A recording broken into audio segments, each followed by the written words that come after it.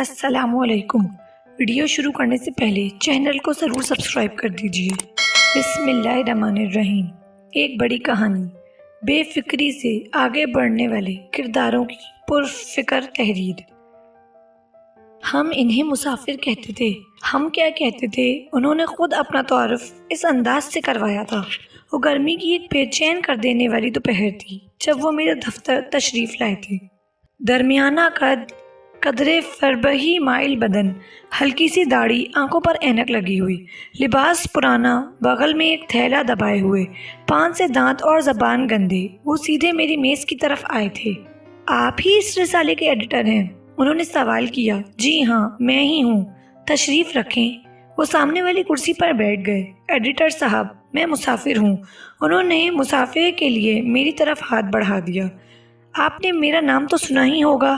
میری بدقسمتی کہ میں آپ کا نام نہیں سن سکا ہوں۔ کوئی بات نہیں۔ انہوں نے ایک میلے سے رومال سے اپنا پسینہ خشک کیا۔ بہت گرمی ہے جناب، قیامت کی بے شمار نشانیوں میں سے ایک ہے۔ جی ہاں، آج واقعی بہت گرمی ہے۔ میں نے گردن ہلائی۔ فرمائیں، میں آپ کی کیا خدمت کر سکتا ہوں؟ جناب، میں ایک افسانہ نگار ہوں۔ یہ جملہ فخریہ انداز سے کہا گیا تھا۔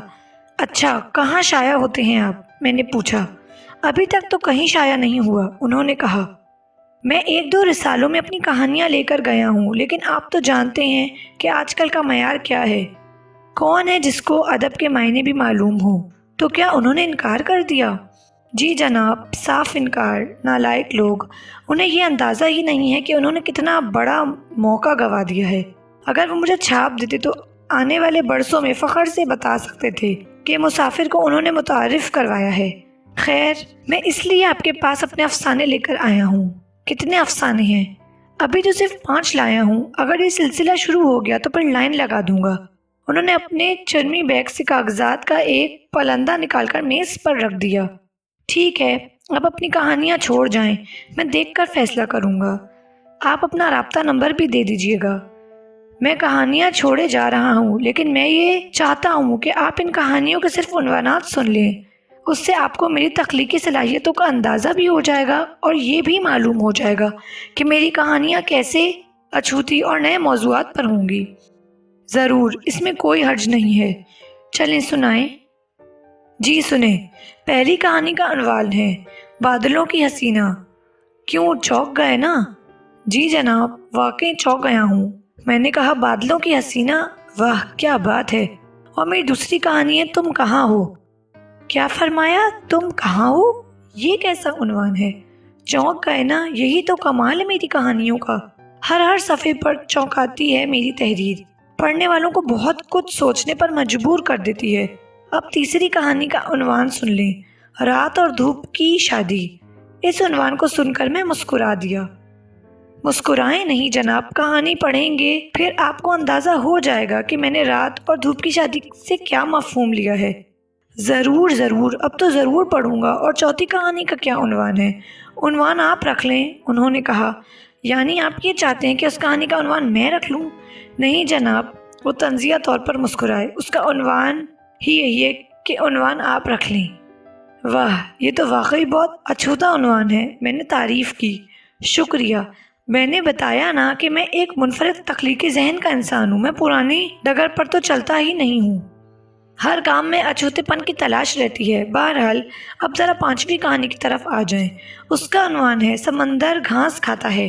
اس بار میں اپنی ہنسی روک نہیں سکا تھا، لیکن کیا مجال جو ان کے ماتھے پر شکن بھی آئی ہو۔ میرے خاموش ہونے کا انتظار بہت صبر سے کرتے رہے۔ واہ جناب واہ، کیا عنوان ہے، سمندر گھاس کھاتا ہے۔ یہ تو کچھ بھی نہیں ہے، میرے پاس 40 کہانیاں ہیں اور ہر کہانی کا عنوان ایک سے ایک ہے۔ جی جناب، کم از کم اس بات پر تو یقین آ ہی گیا ہے، اور جب کہانیاں پڑھ لیں گے نا تو میری بے پناہ تخلیقی صلاحیتوں پر بھی یقین آ جائے گا۔ مسافر صاحب نے کہا۔ تو پھر میں جواب لینے کے لیے کب تک حاضر ہو جاؤں؟ آپ نے اپنا موبائل نمبر تو لکھ ہی دیا ہے، میں فون کر کے بتا دوں گا۔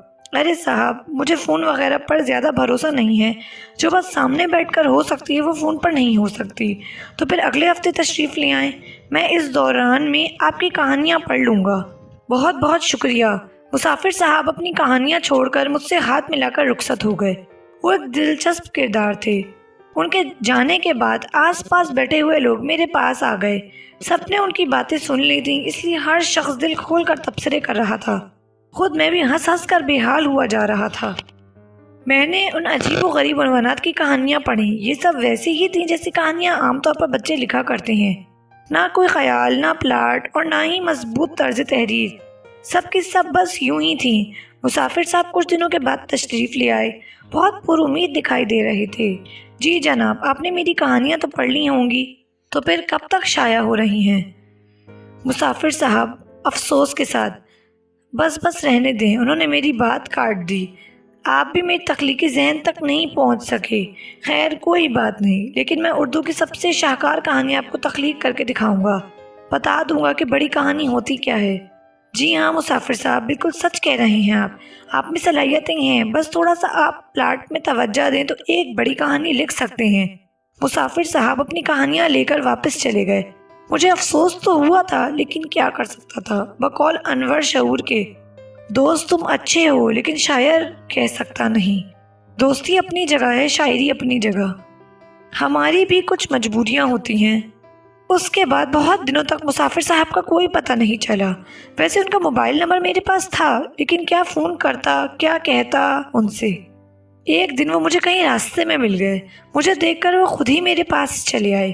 حالانکہ میں شرمندگی کی وجہ سے کترا کر نکل جانا چاہتا تھا، لیکن انہوں نے آ کر بڑی گرم جوشی سے پکڑ لیا۔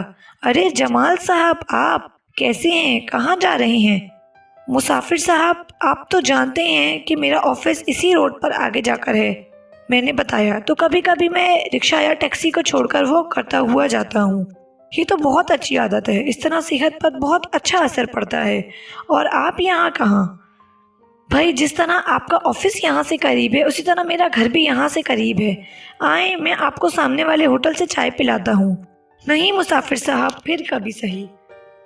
اوہو، تکلیف نہ کریں، آ جائیں، آپ کو ایسے چائے پورے شہر میں نہیں ملے گی۔ مسافر صاحب مجھے اپنے ساتھ ہوٹل میں لے آئے۔ یہ ایک عام سا ہوٹل تھا، لیکن اس کی چائے واقعی لذیذ تھی۔ ایڈیٹر صاحب، آج کل میں ایک بڑی کہانی لکھنے کی پلاننگ کر رہا ہوں، مسافر صاحب نے چائے پینے کے دوران بتایا۔ ایسی کہانی جو براہ راست دل میں اتر جائے، جو آنکھوں کو نم کر دے۔ آپ بھی مان جائیں گے کہ مسافر میں کیسی صلاحیتیں ہیں۔ کیوں نہیں مسافر صاحب، کیوں نہیں؟ مجھے امید ہے کہ آپ میں یہی لگن رہی تو آپ کوئی بہت بڑی کہانی تخلیق کر لیں گے۔ ہم نے چائے ختم کر دی تھی۔ میں نے ان سے اجازت چاہی اور اپنے دفتر آ گیا۔ وہ آدمی مجھے پرخلوص اور سیدھا سادہ دکھائی دیا تھا۔ بس ایک پرابلم تھی اس کے ساتھ کہ وہ دنیا کی سب سے بڑی کہانی لکھنے کے جنون میں مبتلا تھا۔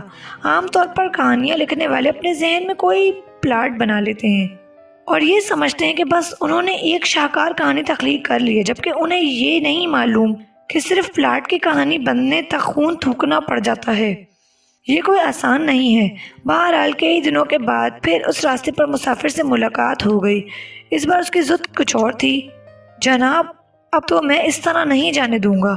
مسافر صاحب، آپ مجھے چائے تو پلوا ہی چکے ہیں، میں نے کہا۔ چائے نہیں جناب، کباب، مسافر نے کہا۔ میرے اپنے ہاتھ کے کباب۔ آپ نے اتنے لذیذ کباب کبھی نہیں کھائے ہوں گے۔ واہ مسافر صاحب، آپ تو اس فن کے بھی ماہر معلوم ہوتے ہیں۔ بس آپ آ جائیں، میرا گھر یہاں سے قریب ہی ہے، 10 منٹ کے لیے پلیز۔ اس نے یہ بات اتنے عاجزی اور خلوص سے کہی تھی کہ میں انکار نہیں کر سکا اور اس کے ساتھ ہو لیا۔ اس کا گھر اسی روڈ پر آگے جا کر تھا، ایک منزلہ پرانا سا مکان جس سے بیرونی دروازے پر ایک پردہ پڑا ہوا تھا۔ مسافر نے پردہ ہٹا کر مجھے اندر آنے کا اشارہ کیا۔ آ جائیں جناب، یہ خانہ بے تکلف ہے۔ میں اندر آ گیا۔ 2 کمرے تھے اس گھر میں۔ ایک کمرے کو بیٹھک کے طور پر استعمال کیا جاتا ہوگا، اس نے مجھے اسی بیٹھک میں لے جا کر بٹھایا تھا۔ دوسرے کمرے سے بچوں کے بولنے ہنسنے کی آوازیں آ رہی تھیں۔ تشریف رکھیں، میں ابھی حاضر ہوتا ہوں۔ میں نے ایک کرسی پر بیٹھ کر ادھر ادھر کا جائزہ لیا۔ بہت معمولی سا فرنیچر، ایک کونے میں ایک میز پر کچھ کتابیں رکھی ہوئی تھیں۔ یہ کتابیں بچوں کے کورس کی معلوم ہوتی تھیں۔ کچھ دیر بعد 7-8 برس کی ایک پیاری سی بچی ایک ٹرے میں ایک گلاس پانی لیے داخل ہوئی۔ اس نے بہت ادب سے سلام کیا تھا۔ انکل، ابو ابھی آ رہے ہیں، اس نے بتایا۔ آپ پانی پی لیں۔ رکھ دو بیٹا۔ بچی نے گلاس میری طرف بڑھا کر ٹرے ایک طرف رکھ دی تھی۔ اس کے ہر انداز سے اس کی تربیت اور سلیقے کا اظہار ہو رہا تھا۔ کیا نام ہے بیٹا؟ میں نے پوچھا۔ بشرا، اس نے بتایا۔ اسکول میں پڑھتی ہو؟ جی انکل، تیسری میں پڑھتی ہوں، اس نے بہت سلیقے سے جواب دیا۔ اتنی دیر میں مسافر بھی ٹرے لے کر داخل ہو گیا تھا جس میں کباب تھے اور جن کی خوشبو سے پورا کمرہ معطر ہو گیا تھا۔ مسافر صاحب، آپ کی یہ بچی بہت باسلیقہ ہے، میں نے تعریف کی۔ جی ہاں، مسافر نے بڑے فخر اور پیاری بچی کے سر پر ہاتھ رکھتے ہوئے کہا۔ یہ ہے تو چھوٹی سی لیکن پوری قیامت ہے ابو، بچی ناز سے ٹھکنے لگی تھی۔ ارے میں تو یوں ہی کہہ رہا تھا، اب جاؤ شاباش اور اپنی کتابیں لیتی جاؤ، جواد کو بھی ساتھ بٹھا لینا، اس نے اپنا ہوم ورک مکمل نہیں کیا ہے۔ جی ابو، بچی نے میز پر رکھی ہوئی کتابیں سمیٹی اور مجھے خداحافظ کہتی ہوئی باہر چلی گئی۔ ماشاءاللہ، آپ کی بیگم نے بہت اچھی تربیت دی ہے بچی کو۔ بیگم؟ وہ ایک لمحے کے لیے چپ ہو گیا، پھر اس نے بات بدل دی۔ چلیں چھوڑیں، آپ یہ کباب کھائیں۔ نہ جانے کیوں وہ بیگم کے ذکر کو گول کر گیا تھا۔ میں نے بھی کریدنا مناسب نہیں سمجھا۔ بہت ممکن تھا کہ بیگم کا انتقال ہو گیا ہو یا دونوں میں علیحدگی ہو گئی ہو، کچھ ایسا ہی معاملہ معلوم ہوتا تھا۔ کباب واقعی بہت لذیذ تھے، اگر اس کی بیگم نہیں تھی تو یقیناً یہ کباب اس نے بنائے ہوں گے۔ میں نے دل کھول کر تعریف کی اور اجازت لے کر آ گیا۔ اس دن کسی کہانی وغیرہ کے موضوع پر کوئی بات ہی نہیں ہوئی تھی۔ کچھ دنوں کے بعد پھر ملاقات ہو گئی۔ اس بار یہ ملاقات راستے میں نہیں ہوئی بلکہ وہ میرے دفتر آ گیا تھا۔ جمال صاحب، آپ کو زحمت دینے آیا ہوں، شام کی چائے ہمارے ساتھ ہوگی۔ ارے مسافر صاحب، کیوں زحمت کرتے ہیں؟ بھائی صاحب، آج میرے جواد کی آمین ہے، وہ خوش ہو کر بولا۔ مولوی صاحب بسم اللہ پڑھا کر چلے جائیں گے، بس آپ ہوں گے اور محلے کے 2-4 افراد۔ یہ میرے لیے تو بہت خوشی کا موقع ہوگا، آپ آئیں گے تو خوشی دوبالا ہو جائے گی۔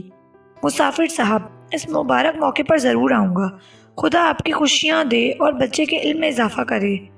شام کو میں اس کے گھر پہنچ گیا۔ چھوٹے سے آنگن میں بہت معمولی سا اہتمام کیا گیا تھا۔ ایک طرف ایک چھوٹا سا تخت تھا، اس پر سفید چادر بچھی ہوئی تھی۔ میرے علاوہ اور بھی 4-5 آدمی تھے۔ ایک مولوی صاحب تھے جن کے گلے میں ہار تھا، ایک بچہ تھا، وہ بہت پیارا سا تھا، اس نے بھی ہار پہن رکھا تھا۔ مسافر نے اس بچے کا تعارف کروایا۔ یہ جواد ہے، بچی بشرا سے چھوٹا۔ بچے نے ادب سے سلام کیا، میں نے اسے دعائیں دیں، آمین کی رسم ختم ہوئی۔ مسافر نے کھانے پینے کا بندوبست بھی کر رکھا تھا۔ اس موقع پر اس کی خوشی دیکھنے کے قابل تھی، لوگ اسے مبارکباد دے رہے تھے اور وہ خوشی سے نہال ہوا جا رہا تھا۔ اس وقت پتہ چل رہا تھا کہ محبت کرنے والے کسی باپ کے جذبات اور احساسات کیا ہوتے ہیں۔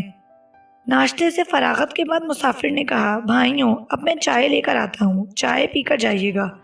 سب بیٹھے رہے۔ مسافر شاید چائے لینے چلا گیا تھا۔ بھائی یہ تو بہت کمال کا آدمی نکلا، محلے کا ایک آدمی دوسرے سے کہہ رہا تھا، ورنہ آج کل کون کسی کے لیے اتنا کرتا ہے جناب، اپنی اولاد کے لیے تو کرنا ہی پڑتا ہے۔ میں نے مداخلت کی، اپنی اولاد؟ اس آدمی نے میری طرف دیکھا۔ شاید آپ کو نہیں معلوم۔ کیا نہیں معلوم؟ اس بیچارے کی کوئی اولاد نہیں ہے، بلکہ اس نے تو شادی ہی نہیں کی۔ کیا؟ میں حیران رہ گیا تھا۔ تو پھر یہ بچے؟ ارے یہ دونوں تو لاوارث بچے تھے، دوسرے نے بتایا، کسی ڈھیر پر پڑے ہوئے تھے۔ یہ جوان کا بچہ دونوں کو اٹھا کر لے آیا اور ہماری آنکھوں کے سامنے اس طرح دونوں کی پرورش کی ہے کہ کیا کوئی سگا باپ کرے گا۔ ماں بن کر سینے سے لگا کر رکھا ہے دونوں کو، احساس تک نہیں ہونے دیتا ان کو کہ وہ لاوارث ہیں۔ ان کو یہی بتاتا ہے کہ تمہاری ماں مر چکی ہے۔ ہم محلے والے بھی اس بات کا لحاظ رکھتے ہیں۔ اس دوران میں مسافر ٹرے میں چائے لے کر آ گیا تھا۔ یہ لیں بھائیوں، گرما گرم چائے تیار ہے، اور آج تو جواد میاں نے بھی چائے بنانے میں میرا ساتھ دیا ہے۔ میں اس آدمی کی طرف دیکھ رہا تھا جس کا قد اچانک بہت بڑا ہو گیا تھا۔ وہ اس وقت دنیا کا سب سے بڑا افسانہ نگار، سب سے بڑا کہانی نگار ہو گیا تھا۔